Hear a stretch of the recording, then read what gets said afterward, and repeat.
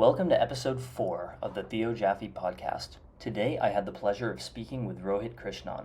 Rohit is a venture capitalist, economist, engineer, former hedge fund manager, and essayist. On Twitter, at Krishnan Rohit, and on his Substack, Strange Loop Canon, at strangeloopcanon.com, he writes about AI, business, investing, complex systems, and more, all topics we discuss in this episode. This is the Theo Jaffe podcast. Thank you for listening. And now here's Rohit Krishnan. Welcome back to episode 4 of the Theo Jaffe podcast. Today I'm interviewing Rohit Krishnan. Hey, thanks for having me. Yeah, absolutely. So, first question. From what I understand, you grew up in India, you went to college in Singapore, and then you moved to the UK, and now that you're in the US. So, what do you think about each of these locations? Culture, which one's your favorite? Good question. It's hard to answer. They're all fairly different. Maybe just to qualify, even growing up in India, I did 8 schools in 12 years. So I moved around quite a lot. So in a weird way, the longest I've ever lived anywhere is actually London, which impacts how I see the world a little bit. They all have different pluses and minuses, because India, I left India when I was 17. So my impressions before that are very impressionistic, shall we say. So I don't have a great or well thought out point of view about living in India because I was never living in India. I was living at my parents' house and, going to school, and then I left.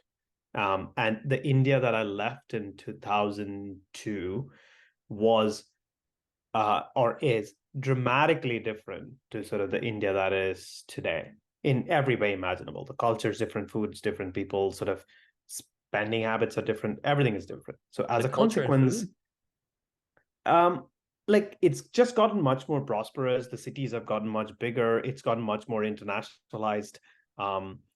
When I left, pretty much anybody would think about becoming an engineer or a doctor. That was kind of the dream. It still is the case, but entrepreneurship has spiked up like crazy. The number of people who go internationally and come back are like enormous. My best friend moved back to India after college, one of them, and because he could see that the opportunities actually existed enough that you can have a wonderful lifestyle. So if you kind of map all of those things out, the life is actually fairly different today to what it was like sort of 20 years ago. Singapore is wonderful. Singapore's incredibly convenient. It's like living inside a giant shopping mall. That's the way I describe it, because it's uber convenient. It is exceptionally clean. It feels a little soulless because, you're living inside a giant shopping mall. But the things that you do not appreciate as much when you're in your 20s, now I appreciate a lot more when I'm in my 30s. Like landing at Changi is kind of the best experience you can have in an airport, which is sort of not a thing that is easy to say. Moving to London, London made me, or UK made me realize where India learned its bureaucracy from. It is pretty spectacular, the amount of paperwork you need to do for all sorts of random stuff. US is no slouch in that regard either. But it's it's an interesting place. It's exceptionally multicultural, and London in many ways is different to UK as a whole because it's a cosmopolitan city with people from all over the world, and that you kind of get used to that, right? And the US, I'm in the West Coast at the moment. US is in a little bit like it's a mixture of the stuff that came about, right? In a weird way, it's much less diverse here, if I can say that, compared to sort of London, for example. Yeah, much less. It's also many fewer people, but it is much less diverse. Whether it's in sort of demographics or population, sort of, or work, everybody seems to be roughly doing similar-ish stuff. Gross overgeneralization, but I'm just kind of giving you impressions. Food is, I don't know, maybe at par, slightly worse than London. I find here food, the best is in India. Maybe second best is Singapore. Third best is London, and the Bay Area kind of comes somewhere the first. Infrastructure here is, this is kind of well talked about. it's terrible. Like I despise kind of driving to get anywhere, but I understand why that's the only way you can do anything here because it's just the infrastructure is just it's absurdly bad. Um, I don't know, like other culture wise, I think American culture is interesting. I mean, I'm because I've traveled here so much that I have difficulty seeing it with new eyes. But I find that like I'm still sort of trying to get to grips with how people like to have lives here. The one good thing that I can say about moving here is that people are much more outdoorsy, or maybe sort of I'm much more outdoorsy here than anywhere else because the weather is lovely. Yeah, So the Bay I Area actually feel has like going for a run. the Bay Area probably has the best weather of anywhere on the planet. I mean, I can see why you uh experience lots of new things moving to the Bay Area because the Bay Area like is different even by American standards. Like I live in Florida. I Yeah, just went to the Bay Area recently and it was like profoundly different, more different than any other place I've been to in America. right. It is. Yeah, it's a weird place. I mean, in like New York feels to me very close to London in sort of almost all ways, and it kind of works. Large cities. I mean, I lived in DC in the middle for a while. DC is probably closest to sort of I don't know. I felt it was very typical American experience in some ways, like large, small, clustered, not clustered, etc. It was I love that city. Um, Bay Area Bay Area is very different. Like very few things here make sense to me. If I'm like I remember sort of 15 years ago, whenever I first came here, driving and saying sort of seeing these um giant like Volkswagen, whatever showrooms, Porsche, Toyota, whomever. And I kind of said, like, okay, so I've seen three now, one in every town. Each town has like 30,000 people. Like, how the hell are these guys surviving? I still don't get it, by the way. Like, I mean, this is one of those big questions that doesn't make sense to me about how the place operates, or the house prices make no sense to me because I look around and it's empty land as far as the eye can see, no matter where you look. Like very few things here actually I look at and go like, yeah, logically I understand how these circumstances came about. It's an interesting place. Yeah. So as a child, did you read? And if so, what would you say your most foundational books were? Oh man, I read a lot. Uh a lot, a lot, a lot. Foundational books is there's hindsight bias because the ones I remember now might not have been the foundational books in the first place. I started reading quite a lot. I think I started with like the usual, Enid Blyton was quite big. Terry Pratchett was quite big. Agatha Christie, all of the spy novels. Then a lot of books that like my mom and dad used to have around. A lot of encyclopedias of all sorts. From sort of space stuff, very little dinosaur stuff. Now that I think back about it, a lot of space and a lot of science, um, and lots of math. Foundational books. I don't know. I mean, I think I still feel I'm going to give you an answer. I don't know if it's true. Uh, Maybe Douglas Adams or like Terry Pratchett comes closest because they combine a few things that I really like, right? I mean, they're irreverent, which is good. They're hilarious, which is great. They tackle ideas, which is sort of really, really important.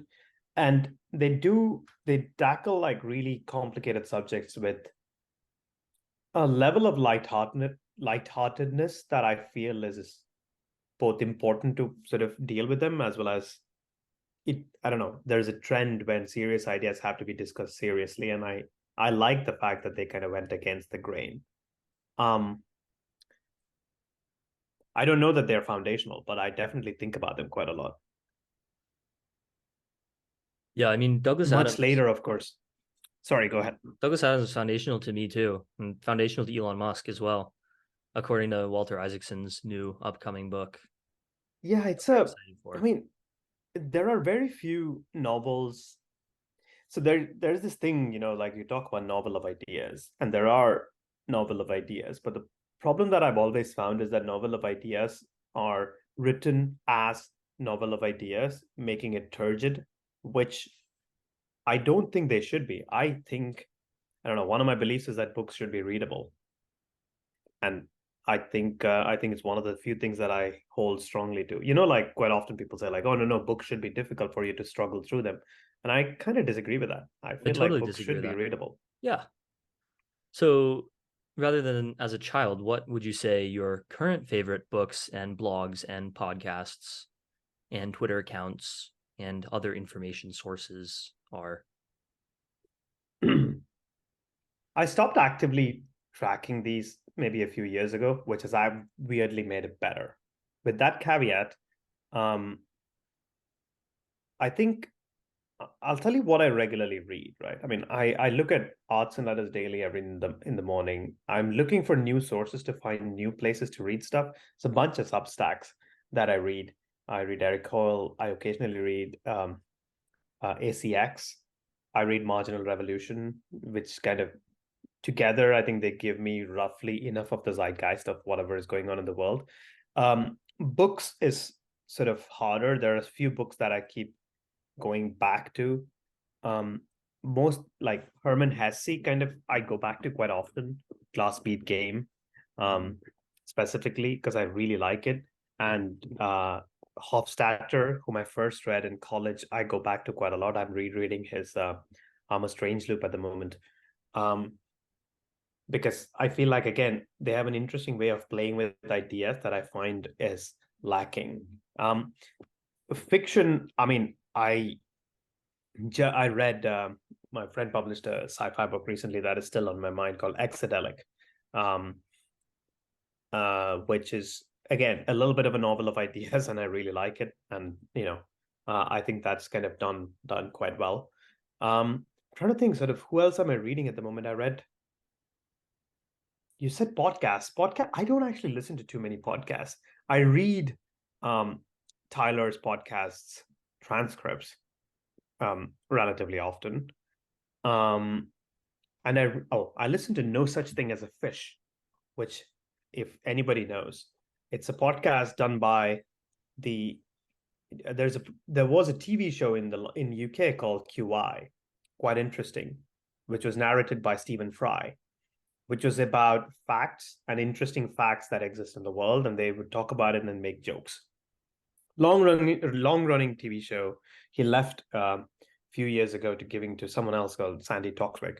Um, the researchers on that started a podcast discussing four facts that they love from the last 7 days, roughly. And they've been going for ages, like maybe 9 years, say 8 years. That's one that I listen to because it's funny and it's about facts. Um, I think coming back to sort of the Adams Pratchett theme, I can recommend it if you don't know of it. Hmm. Yeah, I mean, it certainly sounds interesting.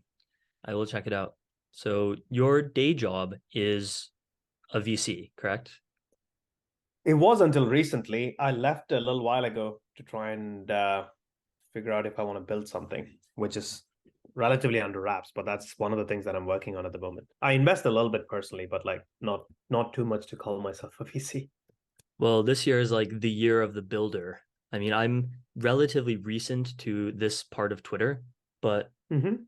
would you say that the discourse around building and being a builder is like more now than it has been in the last decade or so? Definitely, yes.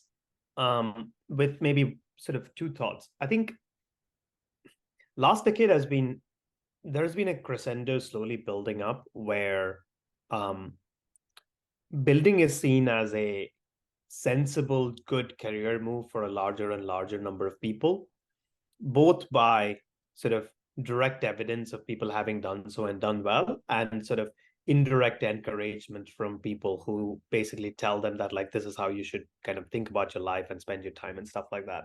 So put those two things together, there's been sort of a slow build up where you're kind of steeped in this thought process where if you are building, it's not seen as a weird thing to do all of a sudden. It's slowly and it's still at the margins, etc. But that's definitely the case, which means that over that time, there's been more and more people who are interested in sort of creating something or building something. The funny thing that I think about is quite often is that when you think about all of the sort of large prestigious jobs who want to kind of encourage people to come and join them, quite often they started adopting some of this language. They'll say like, oh, you'll get freedom to kind of pursue your own thing, or you'll be able to build stuff inside the organization. So clearly, like, it exists in the zeitgeist as a positive thing for people to have done, right? I mean, like, it kind of exists regardless of the fact that it's still not the default path for most people to take. So put those things together, yes, there's a larger and larger number of builders, probably now at the height if it's ever been. With some, I'm sure there were peaks before where everybody jumped on the SaaS train and tried to build it, or everybody jumped on the mobile train and tried to build it. But the number of people who considered doing it, the bottom of the pyramid, if I can call it that, was narrower in those times compared to today, when it seems like it's getting broader and broader, which, you know, you can argue there's a lot of sort of outcomes from that, or eventualities, but it definitely seems like the way these things play out. So in your Substack, Strange Loop Canon, you write a lot about building and, different types of building, kind of creative work in general. So yesterday or the day before, Avi Schiffman tweeted, "I would pay so much money for a single service that completely handled my basic needs so I could focus." He listed laundry, 3x a day meal prep, personal trainer, cleaner, therapist. He said, "Turn my house into a monastery. This should be VC value add. Founders should treat themselves as athletes." So you've written a lot about grants as well, like in from Medici to Teal. So do you think that Genius grants should go more in this direction of like summer camp for founders, or should it just be like an unconditional cash transfer? It's a good question. I was having this conversation with somebody, I think yesterday, but they were asking like if the TL grant was actually an investment, would it have had the same ROI, so to speak? And my instinct was yes, but I've been thinking about it over the day, and I'm not sort of super sure about it anymore. Um, the thing with sort of all of these grants is that ultimately their heterogeneity is what actually gives them any kind of power at this point, because they're a search function to try and figure out if there are people who are missing from sort of the traditional modes of kind of doing whatever, and can rescue them from that in order for them to go off and try something else, right? It's a little bit like a, not quite a lottery ticket that you're handing out, but you're giving people opportunities to go do different stuff.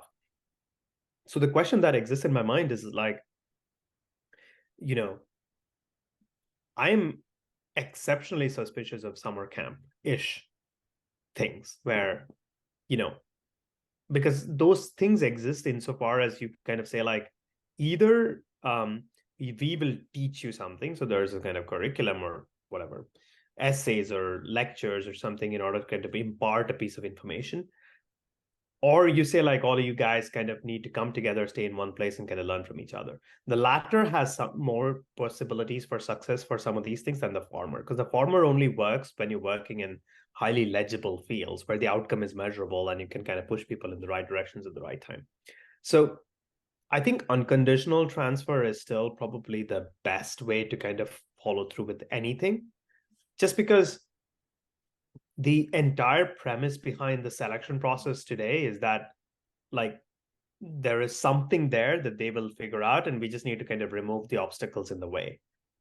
If you say that like there's possibly something there and they might figure out, but we will have to help them and remove the obstacle, that's an exponentially harder problem to solve, and I'm not entirely sure that, you know, those two things are quite equivalent. Does that make sense? Yeah, I'm not sure sort of whether I was clear. yeah. With the Teal scholarship, with the Teal fellowship though, is $100,000 enough? Like in this day and age, that will get you like 1 year of middle class living in San Francisco. I mean, for his demographic, 100%, right? Like, I mean, $100,000 is a lot. Like, I mean, I'm not one of the, I don't know. It's easy to kind of poo-poo saying like, yeah, if you live in the middle of SF, yeah, like your rent will be 4 grand or whatever. Like, yeah, theoretically true. But on the other hand, he's giving it to like 18-year-olds. And he's giving it to 18-year-olds who are primarily interested in doing something else with their time.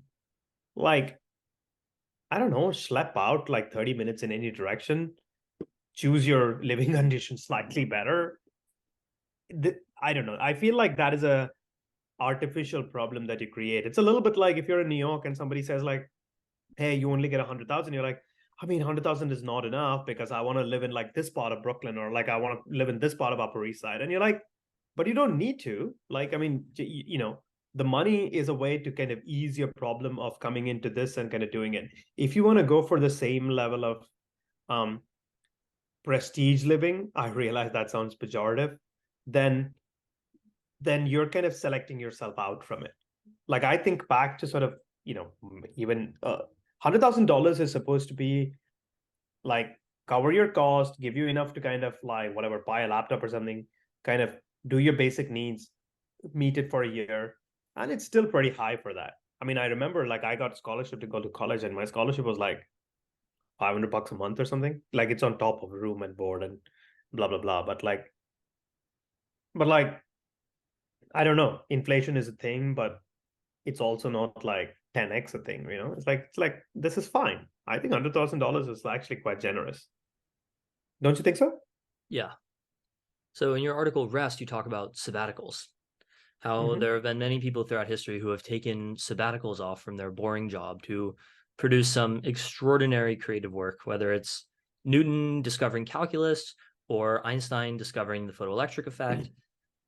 So what should the day of someone who's on sabbatical look like? Should they be like actively pushing themselves constantly to work on their project, or should they kind of just be resting and seeing if the work will come to them like naturally, or a combination on different days? I think it's impossible to be prescriptive here. The entire point of a sabbatical is that different people will do it differently, and we don't know what will work, right? If if you take a 6 month sabbatical and kind of chill out for 5 months, is that better or worse is impossible to measure because we don't really have enough counterfactuals. We kind of have to rely on the individual to kind of make that decision themselves. Occasionally poke them, like have a chat, conversation, etc. But like it's unnecessary to kind of be prescriptive to say like, hey, have you done anything?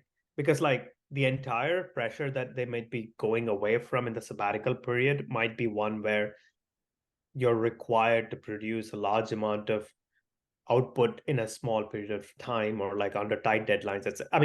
That is the kind of yoke that you're running away from.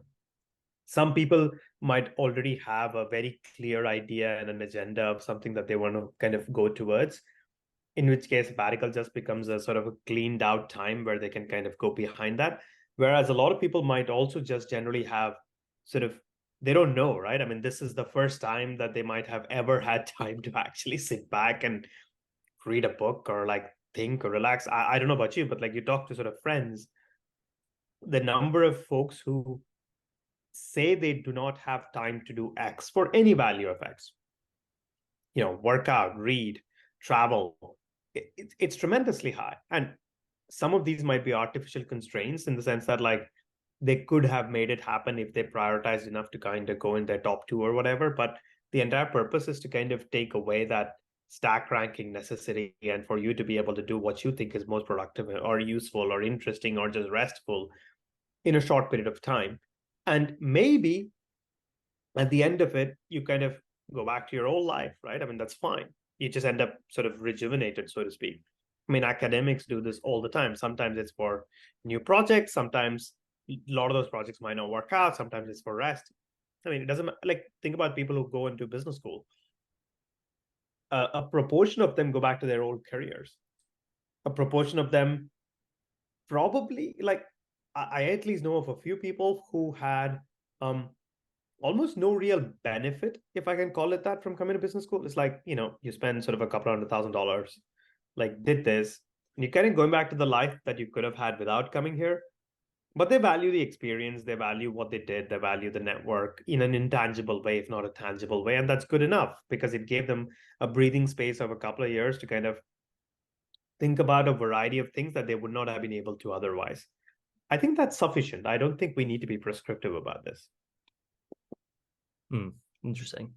So on the topic of business and specifically Mhm. finance and investing, in your recent article, The Big Sort, you talked about how individual investors will no longer be able to get rich by simply buying and holding big tech companies.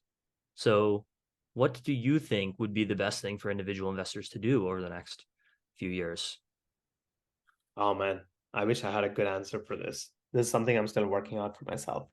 Um, so I still think I think the time of value investing is still kind of coming back into vogue. And in some ways, what that means is that, you know, you can still probably get rich over the long term by doing the sensible things.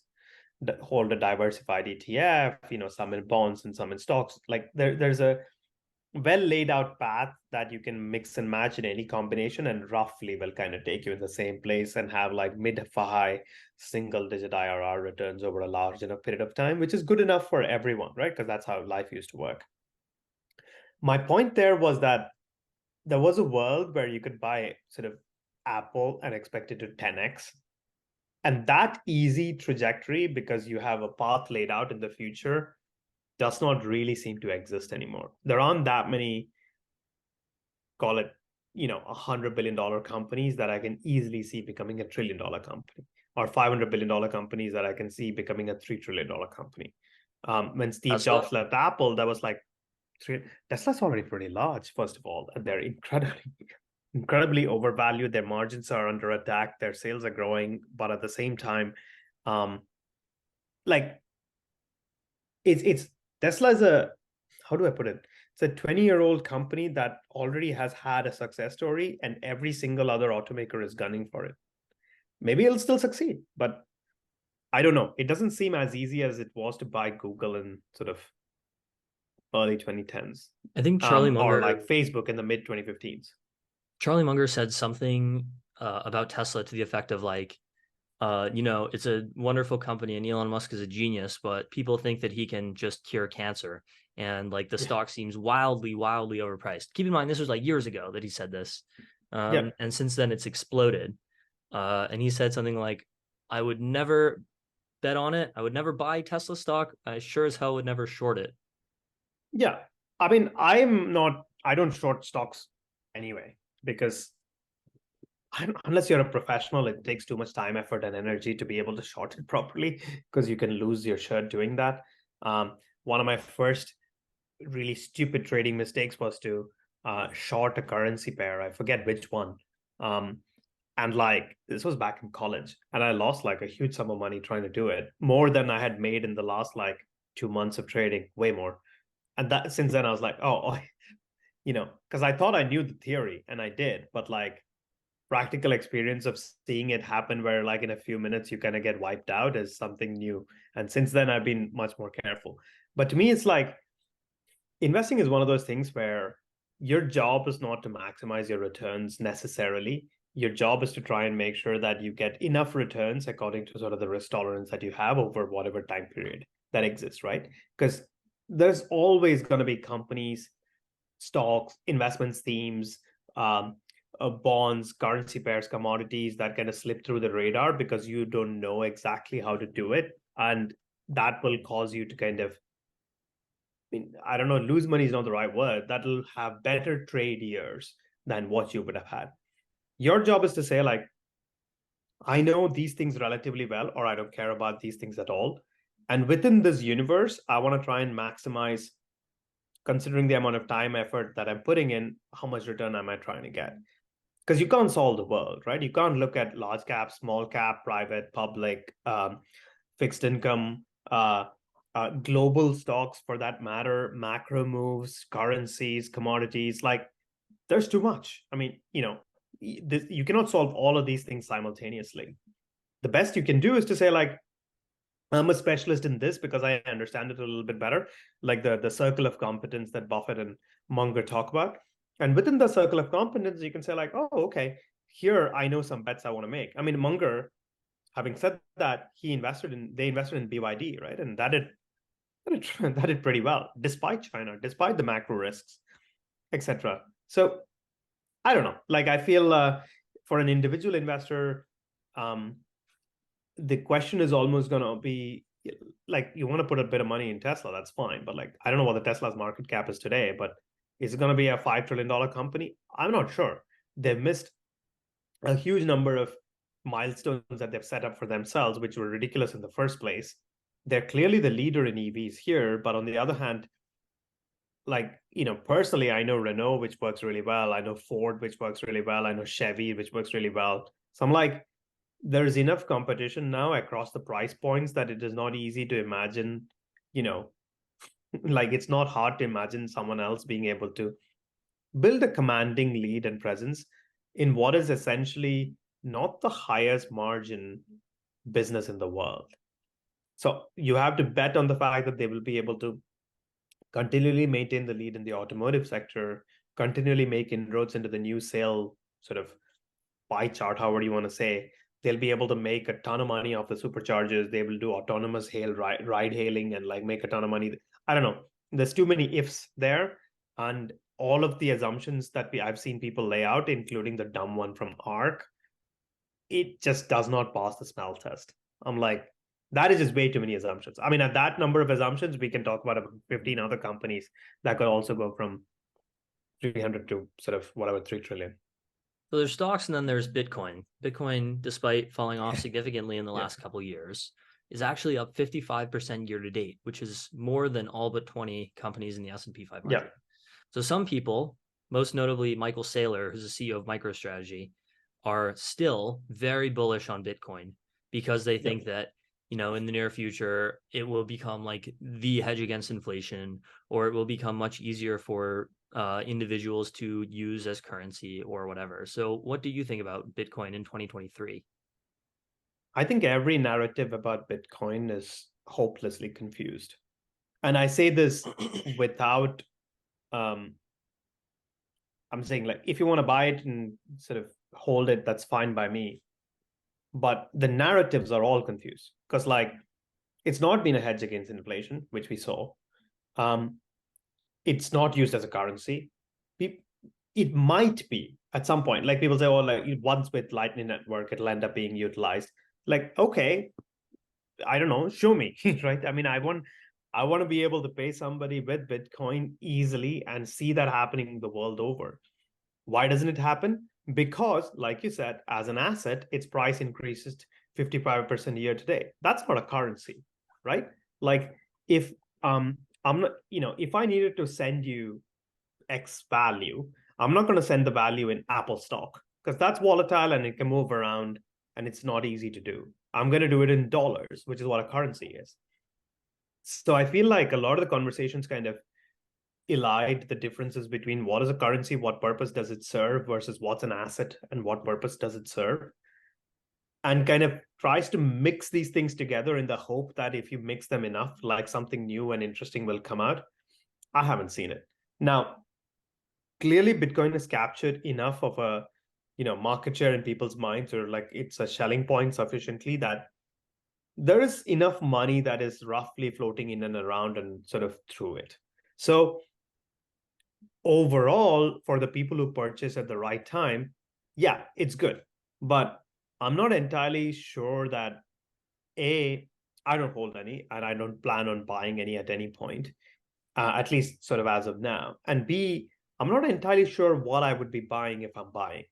Like, I don't have a point of view as to sort of what is the benefit to me in my portfolio of holding Bitcoin. There's an asset allocation answer to say, like, if you model it out, it's uncorrelated, etc. But that turns out to be not true. It's fairly well correlated with like high tech, or at least sort of was until very, very recently. I haven't looked at like in the last few months. And B, like I can make no fundamental case for why it is useful beyond the fact that a lot of other people think it's useful. And that feels like a fairly flimsy foundation to kind of stand on top of. Maybe it's sufficient. Maybe it ends up sort of continuing to exist as sort of a digital gold equivalent to that a lot of people buy and hold. But I don't know, like, why would I do it? Like, there's no utility here. Even gold has some utility, although like I disagree with a large part of why that's useful as well. But like, I don't know, maybe if once it exists for 200 years, it becomes like gold, right? And you're all like, oh yeah, I mean, Bitcoin, you're going to have that because it exhibits deep enough liquidity in the markets. The holders are diversified enough that you don't need to worry about it. Like it exhibits a lot of those qualities that makes me more comfortable in buying into it as a commodity. But like, I don't think it's there yet. So on the topic of AI, Mm-hmm. you wrote this article, Artificial General Intelligence and How Much to Worry About It, presenting the strange equation, the AI analog of the Drake equation, which I think is Mm-hmm. your magnum opus and like the Thank you. best argument against doomers on Twitter. But Eliezer Yudkowsky did not think so. When he saw it, he reacted dismissively by saying, quote unquote, sigh, good old multiple stage fallacy. Did you really just assign an only 80% probability to superintelligence being possible? So why do you think he reacted so dismissively? And if you had like the format of longer than a tweet to respond to him, like what would you say? Um,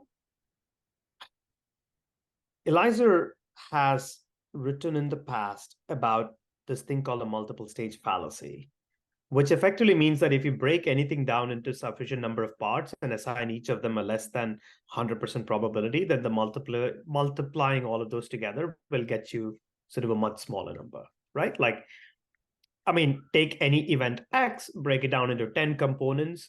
Each component you assign a 90% probability of happening, then 0.9 raised to the power of 10 will be much less than 0.9 as it is. Which is true, but to me, I never understood why that's a fallacy in the first place. I mean, it's a fact that things do have multiple stages, right? I mean, it's not like a you can argue whether there needs to be more or less stages. If you think stages are more correlated with each other, then you should increase their combined probability. Some can be as high as 100 if you want to, as I wrote in the article. Um, so I think he's fundamentally mistaken about this, as he's about other things as well. But in this particular, just because he calls it a multiple stage fallacy does not make it a fallacy. It's not. Like it's just, you know, think about any engineering problem that you would solve if you're building a wind turbine or if you're building sort of jet engines, if you're doing software for that matter, you do have probabilities accumulating over multiple stages in order for you to kind of get to whatever the end result is likely to be. Now, I think part of the issue is that Eliza has a particular form of Doom that he's incredibly invested in for logical reasons, starting from his assumptions. Because his assumption is that sufficiently optimizing a more powerful AI will eventually result in FOOM and basically all of us getting killed by some version of diamondoid bacteria. Like once that is your core assumption, then obviously you dislike arguments saying that in order to get there you need to solve like these 3 4 things. And I don't see why. I mean, if he wants to dismiss it, that's fine by me, but like he's wrong. There's no question about it. So This was similar to if the you want to, arguments that George sorry, go Haas ahead. brought up. I haven't listened to it because um well, it was too long and life's too short. Uh, but at the same time, if it is, great. But to me, it's like, guys, listen, you had a theoretical argument starting about whatever 15 years ago saying sufficient optimization in this particular format will lead to doom. It lead to the emergence of some version of sentience, or at the very least goal oriented kind of independent action, none of which has happened, right? So I mean, if none of that has happened, and the closest you can do is to point at GPT-4 and say, no, no, no, there's a shortcut inside it, surely you should be revisiting your assumptions and saying, like, I got that wrong. And why did I get it wrong? Oh, no, it wasn't sort of optimized sufficiently enough. And like 4 might not have it, but like 5 will have it. 5 might not have it, 6 will have it. That's just moving the goalposts. I feel like you need to kind of break it down a little bit and actually kind of look at the components rather than thinking of it like a mathematical theorem that you have to prove once and for all. I think that's just a category error. I think he's just thinking about it wrongly. Well, I think Eliezer doesn't see it that way. I think he sees it more like this is a convergent outcome, right? The laws of the universe favor more intelligent creatures that are better at process optimization to defeat and destroy and replace less intelligent creatures. And he always likes to say, even if you can't Supposedly. predict the path, you can predict the outcome, just like if you were to play chess against stockfish. And this was basically the crux of the George Hotz versus Eliezer debate, where Eliezer was saying, like, this will happen, and Hotz was like, wait, you can't just skip over like the implementation details. Yes. Like that is critical to how it will end up happening. I disagree with both the premise and the fact that, like, I agree with Hodgson, so that the implementation matters tremendously. Like, I think they're both true, right? Because you can't just say universe prefers. Like, that's as close to a theistic belief as it gets. There's, I mean, look around. That's not true. I mean, humans is the one data point that he has to support this particular theorem. That's it. Like, it's not exactly like there are thousands of data points that exist about how intelligence is preferred, and therefore we can actually kind of understand it. And even in this one data point instance, humans did not optimize just for intelligence. We optimized for intelligence insofar as it is helpful in survival, right? It's not a direct correlation of, like, I don't know, you just ended up getting more and more intelligent over time in order to kind of defeat everybody and everything around us. That's just not how it actually worked. And even if that's how it actually worked, there is no reason to suppose that, like, just like that, the same optimization that happened in the natural world, in the savannas, in the jungles over the last sort of, hundreds of thousands of years, will be the same process that actually happens when we train algorithms intentionally to do certain things. I think, like, you can believe it, you can claim it, doesn't make it true. Well, Eliezer would say it doesn't matter. It's instrumentally convergent. Like That doesn't mean anything. the desire I for feel an AI like to I don't know what that means. Like, I think instrumentally convergent is one of those phrases that gets thrown around and as if it's like a trump card, but it's like undefined in any meaningful sense. Because insofar as it stands, it says you can have any goal, and your ability to achieve the goal, like, they don't necessarily need to go together. It's the argument against the fact that the moral arc of the universe bends towards sort of in a particular direction.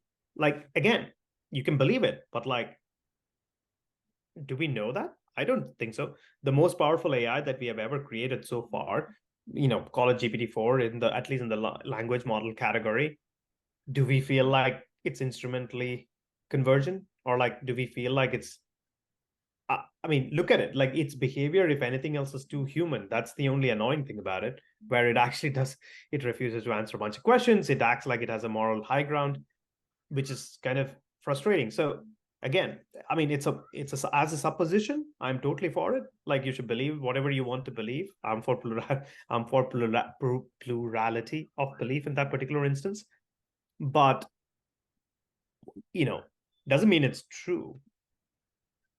I mean, like, as I said, sort of all of these are, um, you have a bunch of axioms, and then you're building on top of the axioms. All the hard work is being done by the axioms, because it's like, if you believe in instrumental convergence, and if you believe that sufficient optimization will create something of sufficient, call it whatever, intelligence conversion to power, etc., then almost by definition you've guaranteed the end outcome, that you will have a super intelligence that you cannot control. Like, it's a relative sort of, it's a simple logic that once you accept the axioms, then the outcome actually comes true. I'm saying that there is no reason to accept those axioms as true. And considering what we have seen so far, in fact, every piece of evidence from our efforts shows that the axiom is not true. The closest it comes to is to say, like, I don't know, Sydney got snippy with some humans as an LLM, which we like, or something like, oh, we do see goal seeking algorithms try to find sort of shortcuts in order to achieve their goals, etc. I mean, there are these, it's very small things that we have been able to find. So what? I mean, there's no perfect software that we'll get right on the first try ever. I don't see why we would expect this one to be different. But what if you don't get it right on the first try, everybody dies? But we don't. We haven't died. That only works if you accept the premise that if you don't get it right, it'll recursively self-improve and go boom. I think the entire premise behind writing the strange equation was exactly to lay that out. Like, if you don't think it's going to be fast, you don't need to worry, because you can see it, you can stop it, you can intervene, you can do whatever you want to do in the middle. You can nuke data centers like Eliza wanted to. If you don't believe it's going to recursively self-improve, then it doesn't matter, because you can look at it, you can see its behavior, you can wait until the next one is kind of trained and kind of go after it. But unless you accept all of the premises, then even if one premise actually does not hold, you actually don't need to worry about this Foom thing at all. And if there's no worry about Foom thing, then we don't need to worry at all about the fact that, like, hey, uh, we accidentally made something and it'll kill us all. Like, how? I mean, that's not how anything works, right? Like, I mean, think we actually have to create something of sufficient power and sufficient knowledge and sufficient intelligence and sufficient utility that it is able to intentionally or unintentionally intercept into every part of the world economy or economic system or like biologic system. Like the number of things that it needs to be able to do is so astronomically high that just assuming it away, saying like, oh, super intelligence will figure it out, is an enormous hand wave. Because that doesn't, it's like me saying like, Magnus Carlsen is way smarter than me and chess as well as sort of other things, but he'll be able to persuade me to do something dumb or like commit suicide or like figure out how to dupe a gene lab somewhere in order to create COVID plus plus plus. Like I talked about that's not how exactly anything works.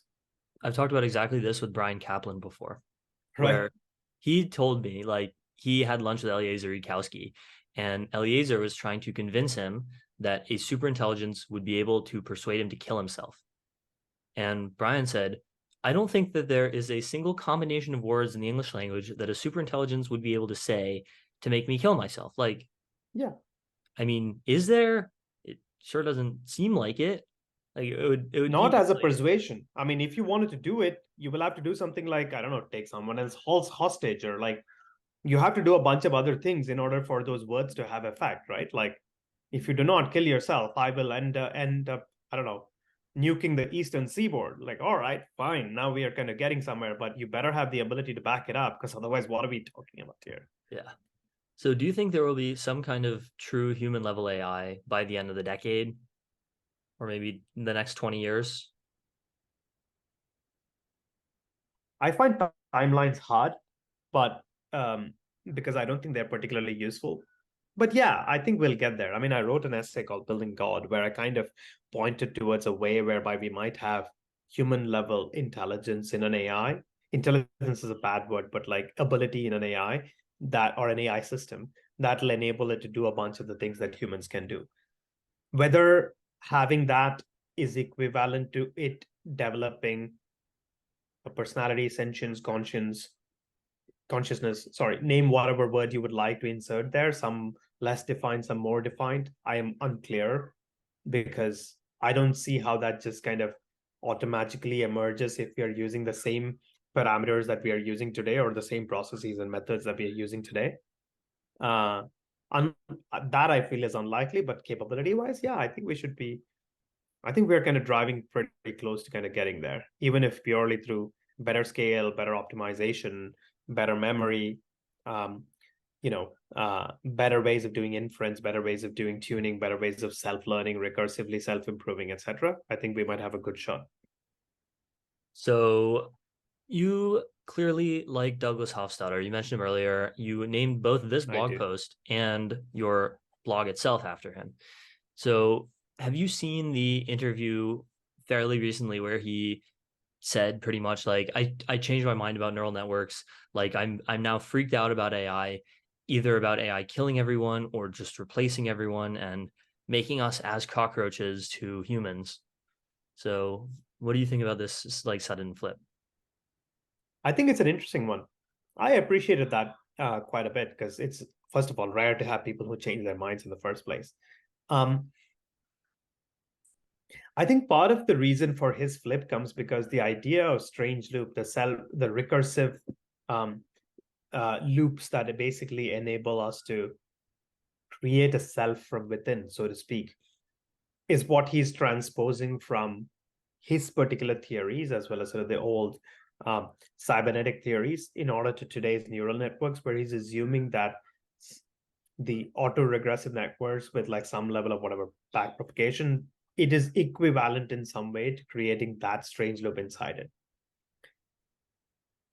I don't know if he's right or wrong, quite frankly.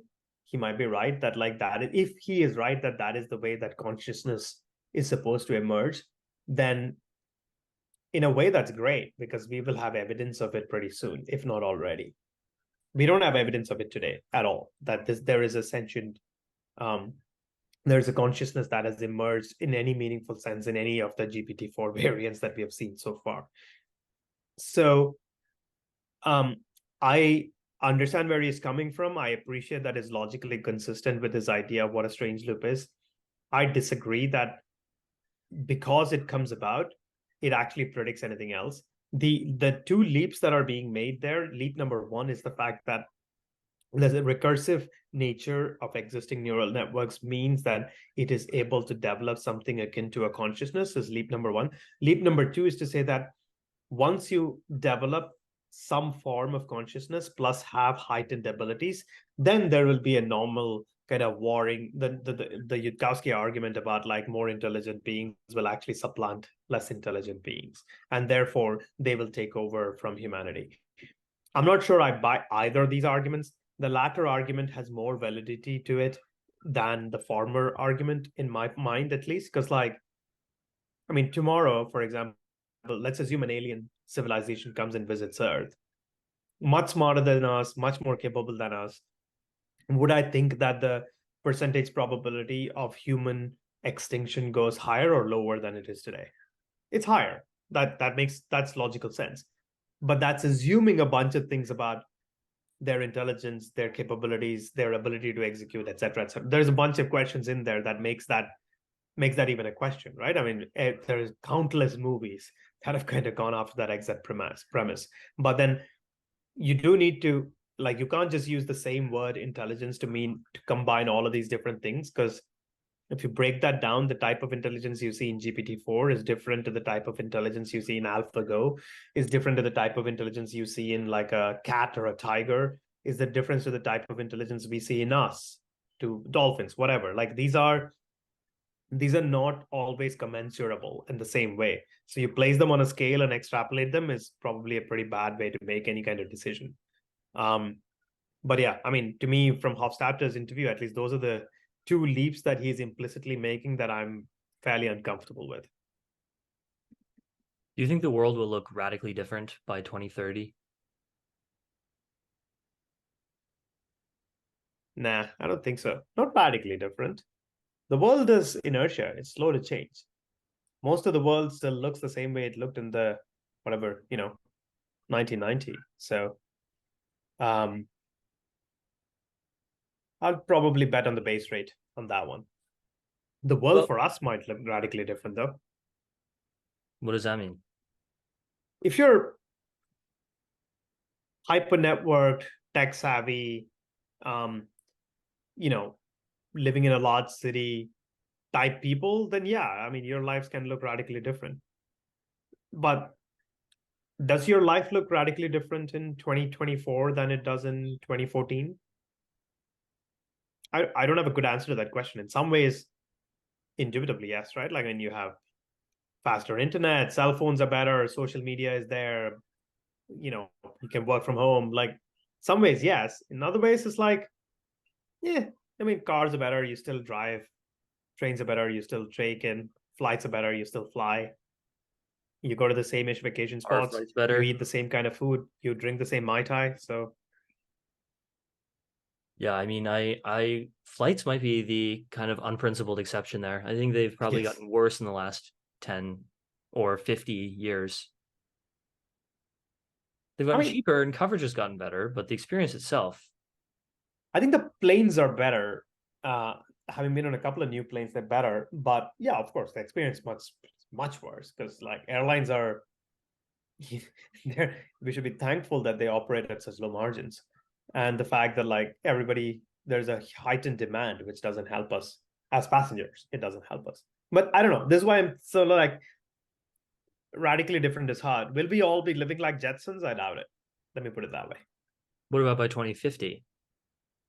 I hope so, man.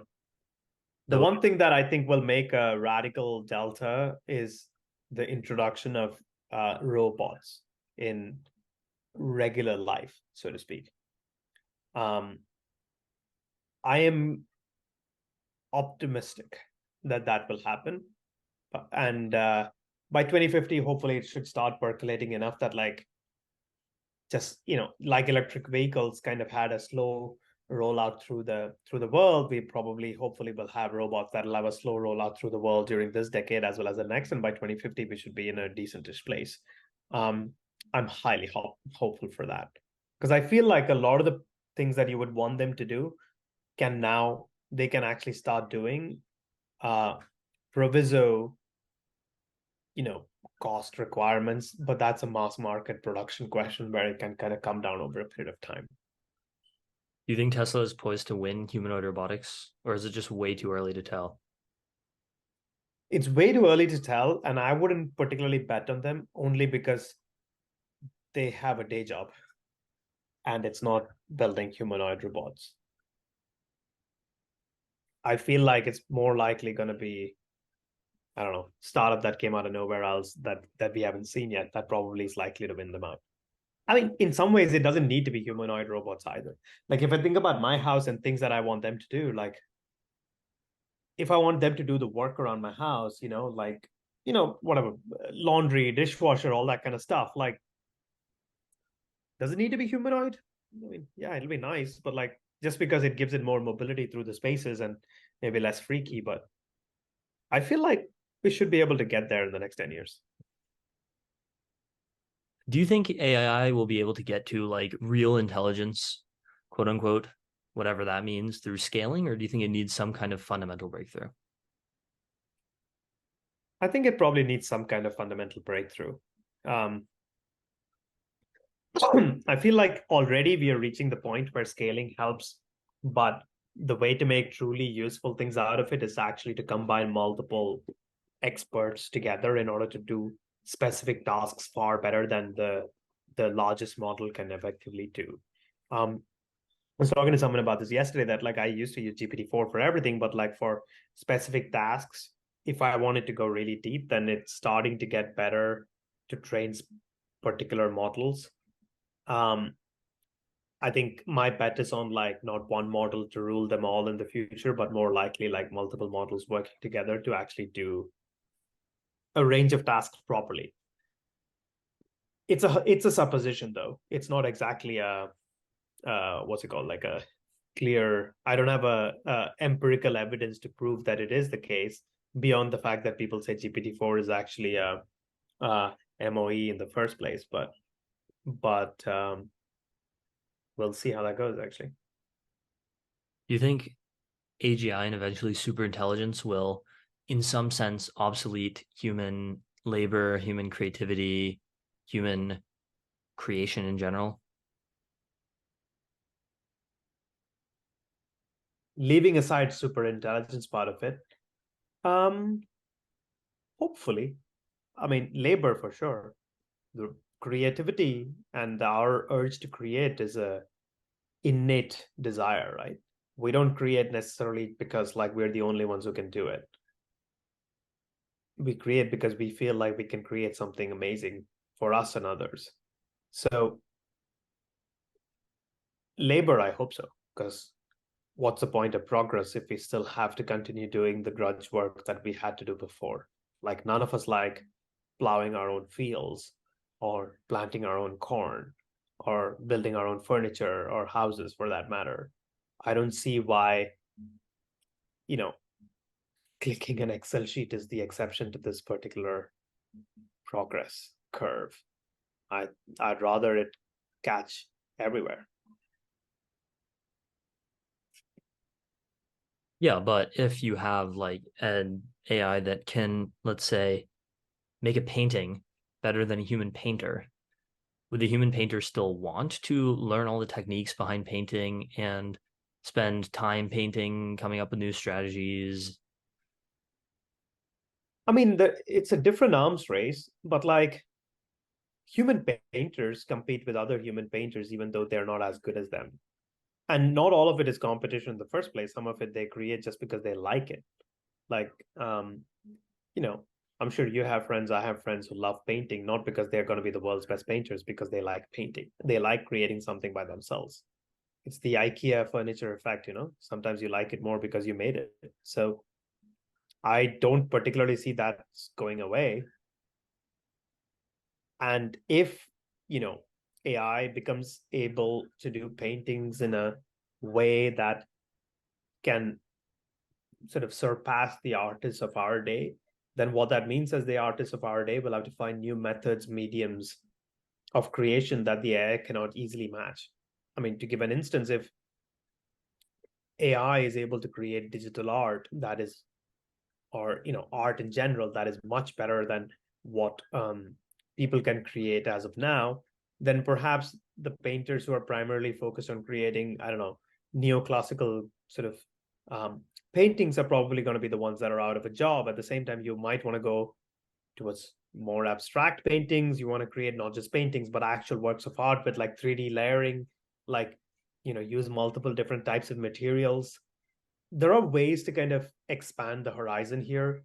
Um, and I would say that's like, that would be really good because this is how humanity evolves. I mean, we don't all sit around painting the same versions of, Virgin Mary and the Christ anymore, because like it used to be that the church was the primary patron and that's the kind of painting that they wanted. And as an individual, it doesn't matter if you're Da Vinci or Michelangelo, those were the paintings that were given to you for you to paint, and then you had to put your individuality stamp on top of them. Whereas um, now you're able to kind of paint your own thing. Will that go away? I'm I'm optimistic, but this is a hypothetical. Meaning you're optimistic that it won't go away and people will continue painting? I'm optimistic that the fact that a computer can do it better is not sufficient reason for the entire field to vanish, but rather for the field to change. Yeah, that makes sense. What do you think about open source for AI? Do you think, and we'll have an open source model that can beat GPT-4 by the end of the year? Um, Latter, I think so. Not super high confidence, but I think so. Um, Former, I think I think the biggest boost for a lot of the research so far has been the fact that um, open source models, code, and discussion actually exists and is incredibly vibrant.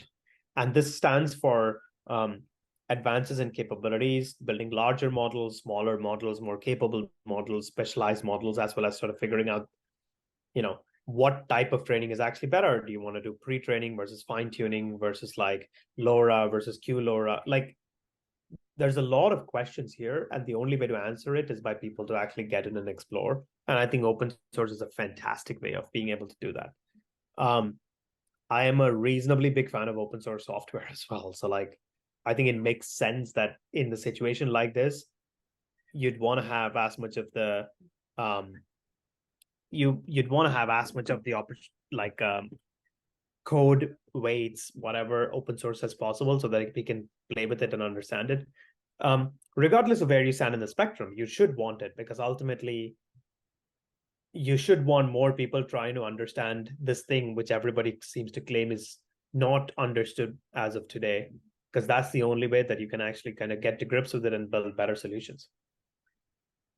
Do you think that brain computer interfaces will allow humans to eventually compete with like sufficiently advanced AIs? I don't know. I think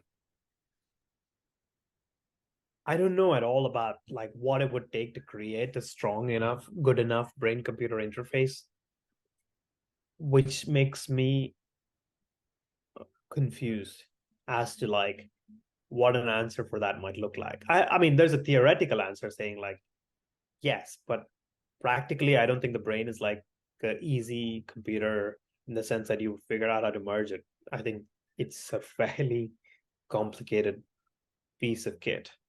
And I'm not entirely sure what a BCI might look like that is beyond a very bare minimum of like helping people with sort of disabilities kind of get back to normal, or like make minor adjustments to their lives, or like have them see colors or something, as opposed to sort of directly interfacing in the sense that you can have complex high bandwidth discussions and conversations that both boost you as well as a computer and work together.